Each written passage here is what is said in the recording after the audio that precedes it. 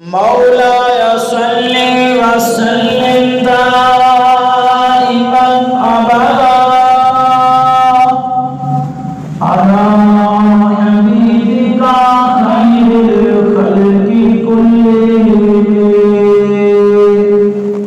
هو الحبيب الذي ترجى شفاعته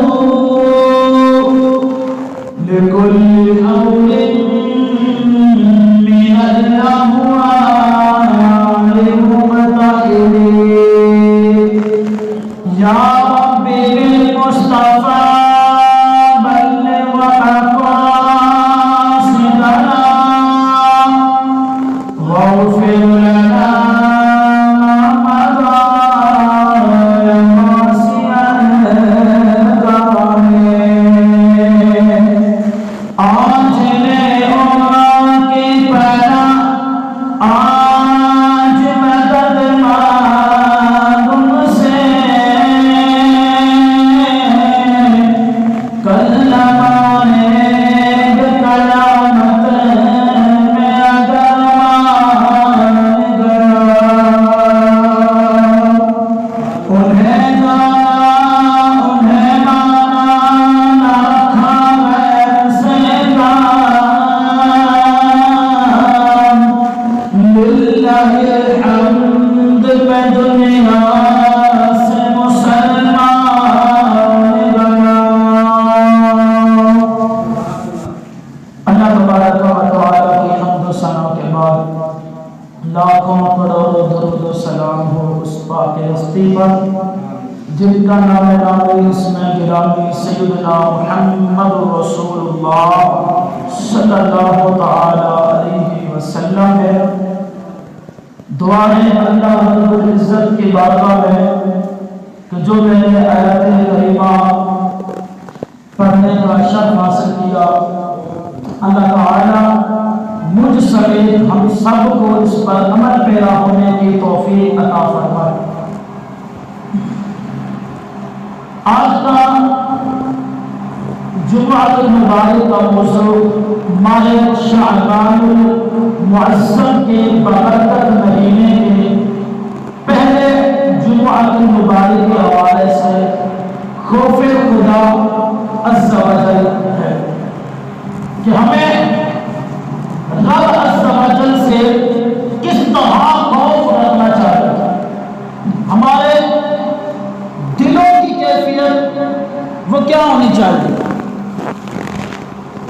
اور پھر ہر بندہ یہ چیک بھی کر سکتا ہے میں کتنا رب تعالیٰ سے خوف رکھتا ہوں۔ اب ایک تو یہ ہوگا کہ یار میں اپنے خوف خدا کو کس بندے سے جا کر پوچھوں، کس طرح میں چیک کروں، مجھے تو نہیں پتا چلے گا۔ وہ سادہ سے لفظوں میں آپ کو بتاتا چلوں، جس طرح ڈاکٹر بخار کو تھرمامیٹر کے ذریعے سے چیک کرتا ہے، آج کے بیان میں اپنے خوف خدا کو چیک کرنے کو وہ تھرمامیٹر بھی آپ کو دیا جائے گا، پریشانہ فریدہ دیا جائے گا انشاءاللہ۔ کیوں کہ ہم نے اپنی زندگی کو سوال ہے، ہم نے دیکھنا ہے کہ ہم حقیقت میں رب سے کتنی محبت کرتے ہیں۔ میرے رب نے اپنے پاک اور مقدس کلام کے اندر ارشاد فرمایا وَلِمَنْ خَافَ مَقَامَ رَبِّهِ جَنَّتَانِ، جو اپنے رب کے حضور کھڑا ہونے سے ڈرتے ہیں ان کے لیے دو جنتیں، جو اپنے رب کی بارگاہ میں کھڑے ہوتے ہیں اس طرح کہ ان کے دل کے اندر رب تعالیٰ کا خوف ہوتا ہے، وہ گھر چلے جائیں، گھر سے باہر چلے جائیں، اپنی فیکٹری چلے جائیں، اپنے آفس میں چلے جائیں، کہیں بھی چلے جائیں، لیکن ان کے دل کے اندر رب تعالیٰ کا خوف ہوتا ہے۔ وہ کوئی بھی کام کریں وہ پہلے سوچتے ہیں کہ کیا اس کام سے میرا رب ناراض ہوگا یا راضی ہوگا، میرا رب اس کام کی مجھے اجازت دیتا ہے یا نہیں دیتا۔ ان بندوں کے لیے رب کا قرآن فرماتا ہے کہ اللہ نے فرمایا وَلِمَنْ خَافَ مَقَامَ رَبِّهِ جَنَّتَانِ، جو رب کے حضور کھڑا ہونے سے ڈرے اسے دو جنتیں عطا کی جائیں۔ اللہ رب العزت ہمیں دونوں جنتوں کا حقدار بنا۔ ایک بندہ تھا مزدوری کیا کرتا تھا، اور ایک شخص اس کے گھر کی دیوار گری جہاں مزدور جمع ہوتے ہیں، جس طرح ہمارے چوکوں کے اندر مزدوروں کا ڈھیر لگا ہوتا ہے، سارے مزدور وہاں جمع ہوتے ہیں، جس کو ضرورت ہوتی ہے وہاں سے لے آتا ہے۔ اب وہ شخص جس نے دیوار بنوانی تھی وہ وہاں گیا تو کافی مزدوروں کو دیکھا تو بڑی بڑی نوجوان شخص کھڑا ہوا، ایک ہاتھ میں اپنے اوزار تھے اور دوسرے ہاتھ میں ایک تھیلا اس کے پاس۔ تو وہ شخص کہنے لگا کہ میں اس نوجوان کے پاس چلا گیا، اس سے پوچھا بھائی کیا تم مزدوری کرو؟ اس نے کہا ہاں میں مزدوری کروں۔ اس نے کہا پھر میرے ساتھ آ جاؤ، لیکن میرا کام نہیں، سن لو کہ کام میرا گارے کا ہے، دیوار بنانی۔ اب تو یہ سمنٹ پلستر کا دور آ چکا ہے، اس دور میں گارے کے ساتھ یہ دیواروں کی چنائی کی جاتی تھی، گارے کا کام ہے دیوار چننی۔ اس نے کہا ٹھیک ہے لیکن میری 3 شرطیں ہیں۔ مزدور نے کیا کہا؟ میری 3 شرطیں۔ اب یہ بڑے غور کے ساتھ آپ نے سننا، وہ تھا کون؟ ایک مزدور، مزدوری کرنے والا۔ مزدور کی بھی کوئی شرطیں ہوتی ہیں یار، ہمارے یہاں کوئی مزدور شرطیں رکھتا ہے؟ ایک ہی ہوگا کہ میرے پیسے کم نہیں کرتے، یہ تو سمجھ میں آتی ہے ہمیں۔ اس کے علاوہ مزدور وہ کہتا میری 3 شرطیں ہوں گی۔ اس شخص نے کہا ٹھیک ہے بتاؤ۔ کہتا پہلی شرط میری یہ ہے کہ میری مزدوری پوری ادا کرنا، جو طے کی جا رہی ہے وہ مزدوری پوری ادا کرنا۔ دوسری میری شرط یہ ہے کہ میرے جسم میری طاقت کے مطابق مجھے کام دینا، یعنی جتنی میں قوت رکھتا ہوں مجھے اتنا کام دینا۔ نمبر 3 اس نے کہا تیسری میری شرط یہ جب نماز کا وقت ہو تو مجھے کام کرنا پڑنا، میں کام چھوڑ کے نماز پڑھنے چلا جاتا۔ بڑا خوش ہوا یار، شرطیں تو اس کی اچھی ہے، بندہ کو اچھا معلوم ہوتا ہے، مزدور ورنہ نمازیں پڑھے ایسا تو نظر نہیں آتا۔ اس نے کہا ٹھیک ہے مجھے تیری 3 شرطیں منظور ہیں، آ لے گیا اپنا۔ اب اس شخص پر کہنا کہ میں نے اسے کام دکھا دیا کہ یہ دیوار آپ نے بنا دی ہے اور میں کسی جگہ پر جا رہا ہوں، واپسی پر میں آپ سے مل لوں گا۔ ٹھیک ہے، چلا گیا وہ شخص۔ شام کے وقت جب واپس آیا دیکھتا کیا ہے عجیب بات ہے کہ مزدور جو دیہاڑی کے اندر کام کرتے ہیں، اس مزدور نے اس سے زیادہ کام کیا اور وقت سے پہلے ختم کر دیا، یعنی کہ تھوڑے وقت میں زیادہ کام کر دیا۔ اب جو وہ شخص آیا جس نے کام کروایا تھا بڑا خوش ہوا، خوشی خوشی اس کی اجرت لے کر آیا، یہ آپ کے پیسے۔ ہمارے ہاں تو کچھ ایسے بھی لوگ ہیں کہ جب وہ کوئی کام اس طرح ہے کہ تھوڑے وقت میں زیادہ کام کر دے نا تو ہم 150 زیادہ دے کر کے یار تم نے میری خواہش کے مطابق اور میرا جلدی کام کر کے لگ لیا، ساتھ میں 100 روپیہ اور دے دو سے دل خوش ہوتا ہے۔ اب وہ کہتا کہ بندے نے تھوڑے وقت میں زیادہ کام کر دیا تو خوش ہوا، میں نے اس کی پوری اجرت اسے دے دی جو دے چلا گیا۔ اب اگلے دن صبح بچہ کام میرا رہتا تھا، میں نے وہ کروانا تھا، میں نے کہا چلو اسی مزدور کو لے آتا ہوں، بڑا اچھا تھا، تھوڑے وقت میں کام بھی زیادہ کیا اور بڑی صفائی سے کام کرنے والا تھا، نیت سے۔ کہتا دوبارہ جب میں اسی جگہ پر پہنچا اس مزدور کو لینے کے لیے، وہاں پر مزدور موجود نہیں تھا۔ میں نے ارد گرد دیکھا لیکن مجھے وہاں کہیں پر بھی نہ ملا۔ میں نے لوگوں سے پوچھا کہ کل یہ ایک نوجوان شخص تھا، یہ اس کا چہرے کا کپڑوں کا ہوئے کا انداز تھا۔ انہوں نے کہا کہ بھائی وہ ہفتے میں صرف 1 دن آتا ہے، وہ ہفتے میں صرف 1 ہی دن آتا ہے بس۔ اب وہ اگلے ہفتے آئے، اس نے کہا اچھا، اس نے کہا مزدور تو اچھا ہے، اس کا ایڈریس معلوم کرنا چاہیے۔ لوگوں سے پوچھ پوچھا کر اس کے گھر چلا گیا۔ اب کہتا جب میں گھر گیا دیکھا کیا گھر میں وہ اکیلا گھر میں تھا، سخت بخار کے اندر تپ رہا تھا۔ کہتا میں بڑا پریشان کہ یہ اکیلا، کوئی دوسرا بندہ بھی نہیں جو اس کی تعزیت کرے، اس کی ضرورت کی چیزیں لا کر دے دے۔ اس نے کہا میرے دل میں خیال ہے کہ اس کو میں اپنے گھر لے جاؤں، شخص تو بڑا نیک ہے اور اکیلا بیچارہ، چلو مجھے خدمت کرنے کا موقع مل جائے گا۔ اب اس نے مزدور سے کہا کو بھائی تو مہربانی کر، تو اکیلا ہے، مسافر لگتا ہے اور سخت بیمار بھی ہے، تو ایسا کر میرے ساتھ میرے گھر چل اور مجھے اپنی خدمت کرنے کا موقع دے۔ مزدور نے کہا نہ میں نہیں۔ اب اس شخص نے دوبارہ اصرار کیا، دوبارہ کہا، مزدور نے پھر نہ کرنا، وہ بار بار کہتا رہا شرطیں دی. اس نے کہا بتا. اس نے کہا میں تیرے گھر سے کھانا لے کر نہیں کھاؤں گا, تجھ سے کوئی چیز طلب نہیں کروں گا, اور نہ تو میں ضد کرنی ہے. کہا ٹھیک ہے یار, جب کوئی چیز نہ لینا میرے گھر تو آنا, تیری دیکھ بھال تو کروں گا. ٹھیک ہے چلا گیا. ایک کمرے میں جا کر وہ لیٹ گیا. ایک دن گزرا, اس نے کوئی چیز طلب نہ کی, کچھ نہ کھایا. دوسرا دن اسی طرح گزر گیا. تیسرا دن اسی طرح گزر گیا. چوتھے دن اس کے بخار کے اندر مزید اضافہ ہو گیا, شدت ہو گئی, بخار تیز ہو گیا. اس شخص نے پھر اس کو بلایا جو اپنے گھر لے کر آیا ہوا تھا.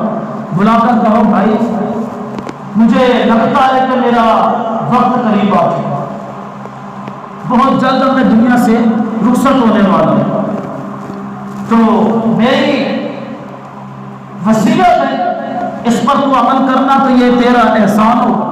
اس نے کہا کوئی بات نہیں بتاؤ.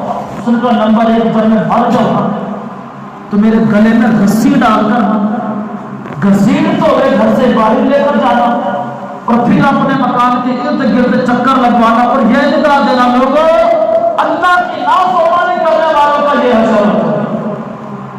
یہ آواز دینی, لوگوں کو یہ پیغام دینا.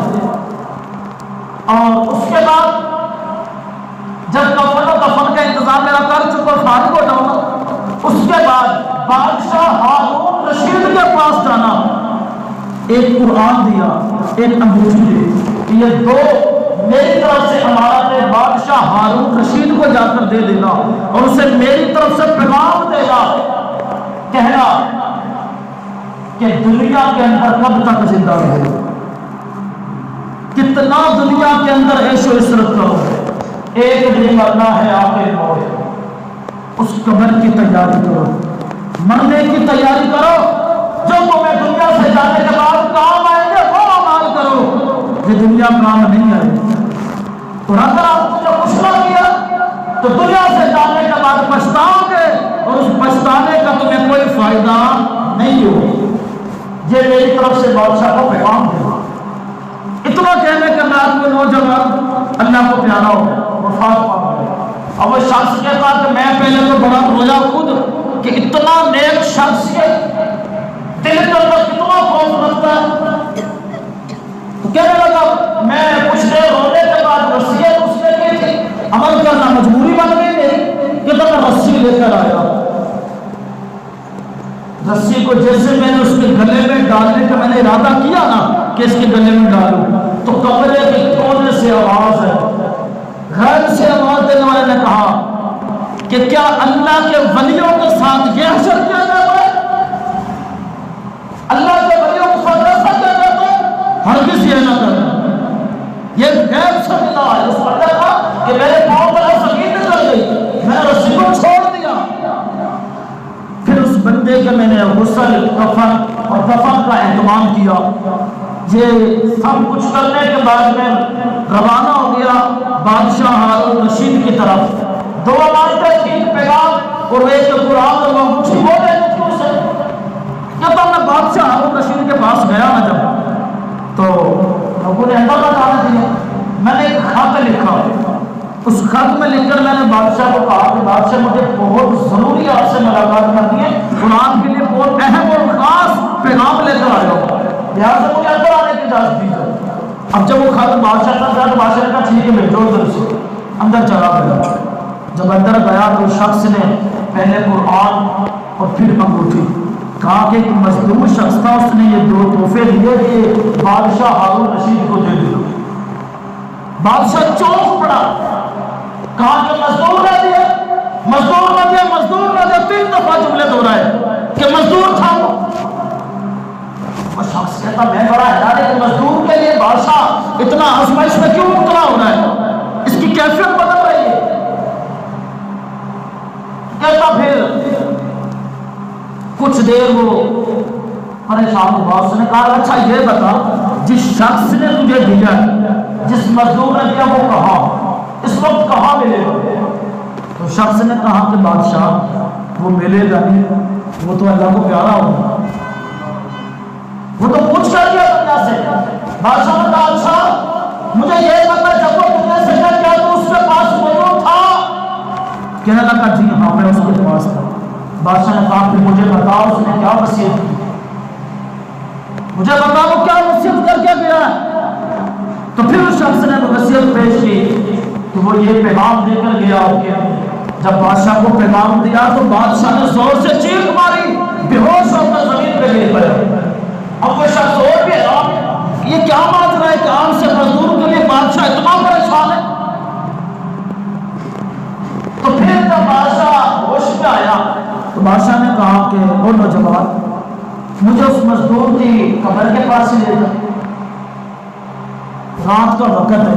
اب وہ نوجوان اور بادشاہ دونوں آپس میں ساتھ ہیں. اس نوجوان کی قبر کی تلاش کرتے کرتے وہاں پہنچ گئے. جب وہاں پہنچے تو بادشاہ اس قبر کے ساتھ لپٹ کر خوب رویا, کافی رویا. خوب رونے کے بعد آنسو بہانے کے بعد جب یہ ٹھنڈا ہوا نا تو اس کے سرانے کے پاس کھڑا ہو کے کہنے لگا کہ وہ نوجوان جس ہستی کے بارے میں, جس بندے کے بارے میں تو نے یہ ساری معلومات دی ہے, یہ کوئی اور نہیں تھا, یہ بادشاہ ہارون رشید یعنی میرا بیٹا تھا. یہ تو بادشاہ کا بیٹا تھا. اور پھر بادشاہ نے اس کی پھر وجہ بتائی کہ یہ کیوں میرے باہر سے رخصت ہوا تھا, اس کی کیا وجہ بنی تھی. بادشاہ خود بیان کرتا ہے, کہتا ہے ایک دفعہ ہم اپنے محل میں تھے, یہ میرا جو بیٹا نوجوان دنیا سے پوچھ کر گیا, یہ تو بڑے عیش و عشرت کے ساتھ اپنی زندگی گزارنے والا تھا, بڑے ہی گناہوں کے دوتوں میں پھنسا ہوا تھا. لیکن میرے مکتب کے اندر ایک بچے نے قرآن کی تلاوت کی جس کا مفہوم یہ تھا, اے ایمان والو ابھی وہ وقت نہیں آیا کہ تم جھک جاؤ رب کی بندگی کے لیے. کہتا ہے کہ اس کی یہ تلاوت کرنے کی وجہ سے جب میرے بیٹے نے سنا نا تو یہ چوک پڑا. اس نے 3 دفعہ کہا کیوں نہیں کیوں نہیں کیوں نہیں. یہ کہتا ہوا یہ گھر کے دروازے سے باہر کے دروازے سے نکل گیا. اس دن سے یہ لاپتہ ہے, ہمیں کہیں نہیں ملا, اور آج اس کے دنیا سے جانے کے بعد اس کی خبر تم نے مجھے دی. تو یہ اب دیکھیں کہ کہاں بادشاہ کا بیٹا. آج ہمارے جو بادشاہ تو بڑی دور کی بات ہے, جو وزیر مشیر جو اس کے نیچے نوکر چپڑاسی ہوتے ہیں نا, جو ان کے بیٹے ہوتے ہیں وہ بھی ہمارے لیے بادشاہ کے باپ بن کر بیٹھے ہوتے ہیں, وہ بھی ہمارے سر پر بادشاہ بن کر سوار ہوتا ہے. یہ بھی بادشاہ کا بیٹا تھا. لیکن جب اللہ کے قرآن کی آیت کو سنا نا تو دل خوف کے ساتھ کہاں اٹھا, تھر تھرا اٹھا کہ کیوں نہیں مسلمانوں کے لیے بندگی کا وقت آ چکا ہے, کریں گے بندگی اسلام کے. اور پھر اپنی ساری زندگی اس نے مزدوری کرتے ہوئے گزاری. اور یہ بھی نہیں کہ پورا ہفتہ مزدوری کر کے پیسوں کو جمع کرنا ہوتا تھا, نہیں, ہفتے میں 1 دن مزدوری کرتا جس کی وجہ سے پورے ہفتے کا اپنا یہ خرچہ چلا سکتا تھا. باقی اللہ کا ذکر اور اللہ کی عبادت میں یہ مشغول رہتا تھا.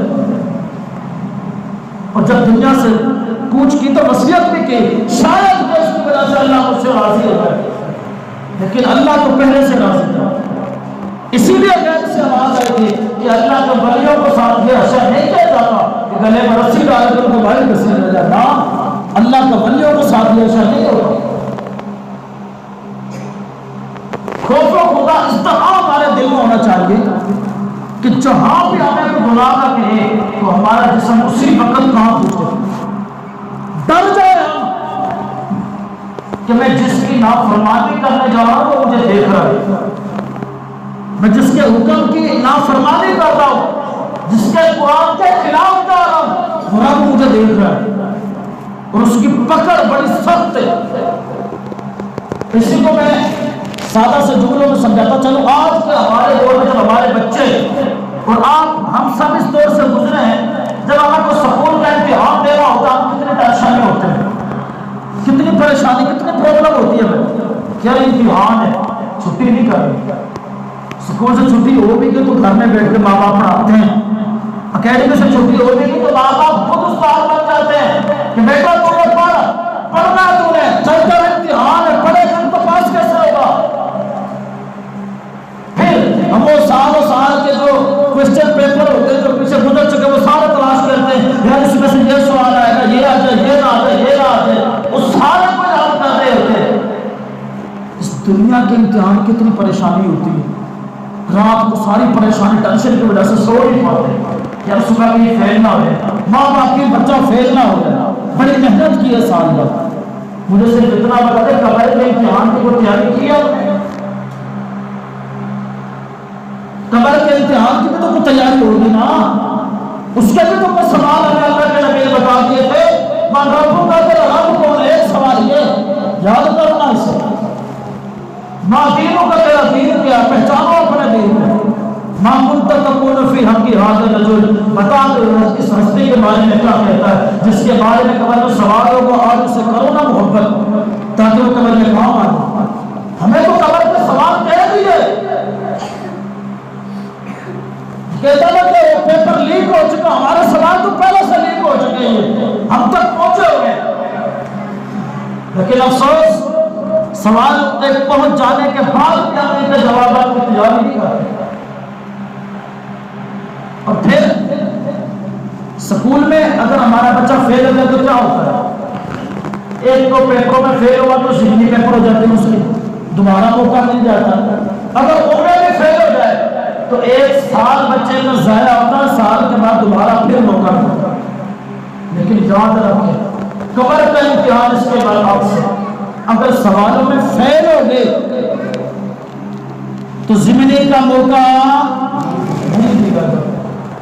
قبر کے امتحان میں ناکام ہو گئے تو تمہارا موقع نہیں ملے گا۔ اور دنیا میں ہر جب امتحان رہتے ہیں اس کی تیاری 6 مہینے 2 مہینے پہلے ہم تیاری شروع کر دیتے ہیں، اور پھر کئی مہینوں کے بعد اس کا رزلٹ آتا ہے۔ قبر میں جو رزلٹ ہوگا، ادھر سے امتحان ہوا، پاس ہو گیا تو بھی فوراً رزلٹ مل جائے گا، اگر فیل ہو گیا تو بھی فوراً رزلٹ مل جائے گا۔ قبر میں انتظار نہیں ہوگا، قبر میں سوال ہوا من ربک کا تیرا رب کون ہے، ماں دینوں کا تیرا دین کیا ہے، ماں کنت تکون فی حق ھذا الرجل، بتا اس ہستی کے بارے میں کیا کہتا ہے۔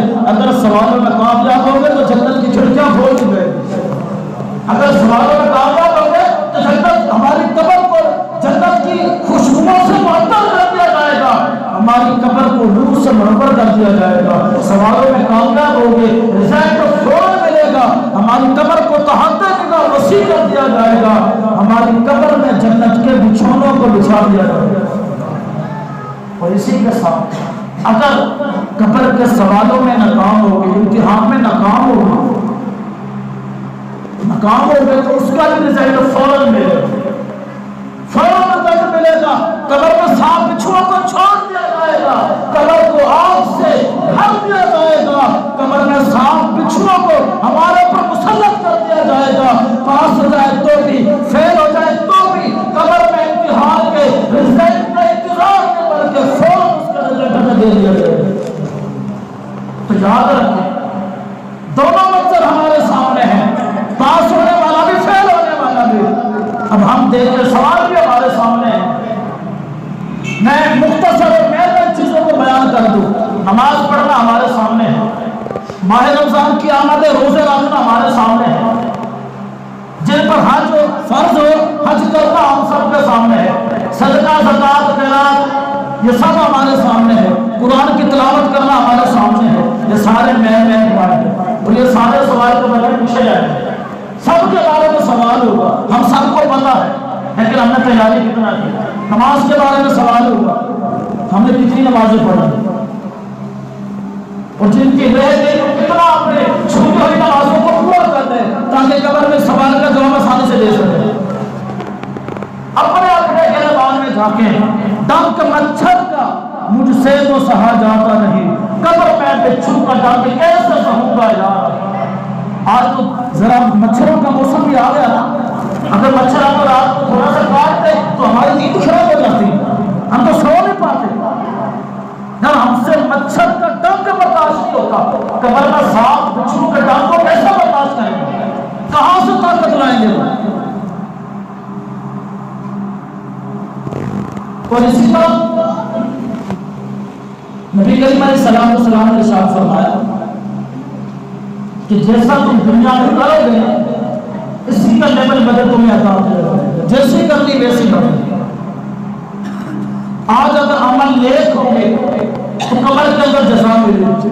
اگر عمل برے ہوں گے تو قبر میں سزا ملے گی. اگر قبر میں کامیاب ہو گئے تو میدان محشر میں بھی کامیاب ہو گئے. اگر قبر میں ہی فیل ہو گئے تو میدان محشر میں بھی رسوائی اٹھانا پڑے گا. اب میں آپ یہ کر رہا تھا ہر بندہ اپنے دل بان میں جاتے ہیں. جس طرح ہم سکول کے امتحان کے لیے ٹینشن لیتے ہیں, پریشان ہوتے ہیں, بعض اوقات رات بھر سو نہیں پاتے, بچوں کو تیاری کرواتے, خود اپنی تیاری کرتے ہیں. مجھے صرف اتنا بتا دو قبر کی امتحان کی تیاری کے لیے جتنی زندگی گزر گئی, کوئی ایک بھی رات ایسی گزری ہو جو اس امتحان کے خوف سے اپنے جان کو گزاری کہ قبر میں کس طرح اپنے رب کو امتحان دوں گا, قبر کے سوالوں کو کس طرح میں جواب دے رہا. کبھی ہمارا دل خوف سے طاری ہو لرزا, کبھی رات کو ہمیں اس بات سے نیند نہیں آئی ہو, ایسا موقع ہے ہمارے پاس. زندگی گزر گئی, کبھی سوچا ہی نہیں کہ قبر میں بھی امتحان دینا پڑے گا. یاد رکھیں قبر میں امتحان دینا پڑے گا. دنیا کے اندر ہم جتنا ظلم و ستم کریں, جتنا مسلمانوں کو تنگ و پریشان کریں, قبر میں ایک ایک کا جواب دینا پڑے گا, ایک ایک کا حساب چکانا پڑے گا. اور حساب لینے والی رب کی ذات ہے جو کبھی فنا ہونے والی نہیں ہے, ہمیشہ باقی رہنے والی ذات ہے. تو رب تعالیٰ کا خوف اپنے دل میں رکھے. جو مسلمانوں کو تنگ و پریشان کرتے ہیں وہ خوف اپنے دل میں رکھے. اگر بندہ نماز نہیں پڑھتا تو وہ دیکھے میرے اندر رب تعالیٰ کا خوف نہیں. آنکھوں سے گناہ کرتا ہے تو وہ سمجھ جائے میری آنکھوں میں خوف خدا نہیں ہے. ہاتھوں سے حرام کام کی طرف بڑھتا ہے, ہاتھوں کو حرام کام کی طرف بڑھاتا ہے تو پھر دیکھ لے ہاتھ اس کے خوف خدا نہیں رکھتے. پاؤں سے حرام کی طرف چل کر جاتا ہے, پاؤں خوف خدا نہیں رکھتے. دل میں برے خیالات آتے ہیں, مسلمانوں کے بارے میں حسد کینہ ابھرتا رہتا ہے, کبھی سوچتا رہتا ہے. پھر یاد رکھیں دماغ اور دل کو بھی خوف خدا نہیں ہے. اپنے آپ کو چیک کرنے کا چھپا نکل رہے کریں چیک کہ ہماری آنکھیں کیا کہتی ہیں, ہمارا دماغ کیا کہتا ہے, ہمارے ہاتھ کیا کرتے ہیں, ہمارے پاؤں کس طرح چلنا چاہتے ہیں, ہمارا دل کس کی تنقید کرتا ہے, کیا کہتا ہے کہ یہ کرنا چاہیے. اگر یہ نیک کاموں کی طرف لے کر جاتے ہیں تو سمجھ لے آپ کے دلوں میں خوف خدا ہے, آپ کی آنکھوں میں خوف خدا ہے, ہاتھوں میں خوف خدا ہے اور دل میں ہے, پاؤں خوف خدا رکھتے ہیں. اگر یہ گناہ کی طرف چلے جاتے ہیں تو یاد رکھیں ہمارا جسم کا ایک ایک حصہ خوف خدا سے دور ہے اور اس کی سزا چکانی پڑے. آخری بات کر کے اپنے گفتگو کو سمیٹ لوں. ہم جس جسم کے لیے اتنا کماتے ہیں, اتنا کھاتے ہیں, اتنا کرتے ہیں, کل قیامت کے دن ہمارا جسم ہمارے خلاف گواہی دینے کے لیے تیار ہوگا. ہمارا جسم ہمارے خلاف میدان محشر میں گواہی دے گا. ہماری آنکھیں گواہی دے گی, یا اللہ اس نے فلاں جگہ جاتے ہوئے راستے میں آنکھوں سے زنا کیا. اب بتائیں جب ہماری آنکھیں ہمارے خلاف گواہی دے گی ہم ان آنکھوں کا کیا کریں گے. زبان کو تالا لگا دیا جائے گا, ہمارے ہاتھ بول کر کہیں گے یا اللہ اس نے ہاتھوں کے ساتھ کسی مسلمان ماں بہن بیٹے کی عزت کو نیلام کیا, حرام چیز کو پکڑا تھا, استعمال کیا تھا. ہمارا دل کہے گا کہ یہ مسلمانوں کے خلاف سازشیں کرتا رہتا ہے, حسد کینے کے بارے میں یہ سازش تیار کرتا رہتا تھا. ہمارے پاؤں کہیں گے کہ یا اللہ یہ حرام کاموں کی طرف چڑھ کر جایا کرتا تھا, یہ جھوٹی گواہیاں دینے کے لیے میرے پاؤں ان پاؤں سے چل کر جاتا تھا, مسلمانوں کو تکلیف دینے کے لیے ان پاؤں سے چل کر جاتا تھا. مجھے بتائیں جب میدان محشر میں ہماری آنکھیں, ہمارے ہاتھ, ہمارا دل, ہمارا پاؤں, ہمارا جسم کا تمام حصہ ہمارے خلاف گواہی دے گا, مجھے یہ بتائیں پھر ہم کس کے پاس جائیں گے, کس سے سفارش کے طلبگار ہوں گے. میرے آقا مدینے والے مصطفیٰ صلی اللہ علیہ وسلم نے ارشاد فرمایا اگر تمہارا خوف خدا کی وجہ سے آنکھ سے قطرہ نکلے آنسو کا اور وہ صرف اتنی مقدار میں ہو کہ آپ کی پلک, آپ کے جو بال ہوتے اس میں سے ایک بال اس سے بھیگ جائے, گیلے ہو جائے, تو خدا کی قسم میدان محشر میں وہ بھی آپ کی بخشش کی سفارش کرے. لیکن ہم خوف خدا سے روتا نہیں ہیں. خوف خدا میں کتنے آنسو کو بہاتے ہیں جو قیامت میں ہمیں کام آئے. کر دے توبہ رب کی رحمت ہے بڑی، ورنہ قبر میں سزا ہوگی کھڑی۔ ایک دن مرنا ہے آخر موت ہے، کر لے جو کرنا ہے آخر موت ہے، جیسی کرنی ویسی بھرنی ہے ضرور، قبر میں میت اترنی ہے ضرور۔ اللہ تعالیٰ ہمیں قبر میں جانے سے پہلے اس کے امتحان، اس کے سوالوں کے تیاری کرنے کی توفیق عطا فرمائے۔ وما علینا الا البلاغ المبین۔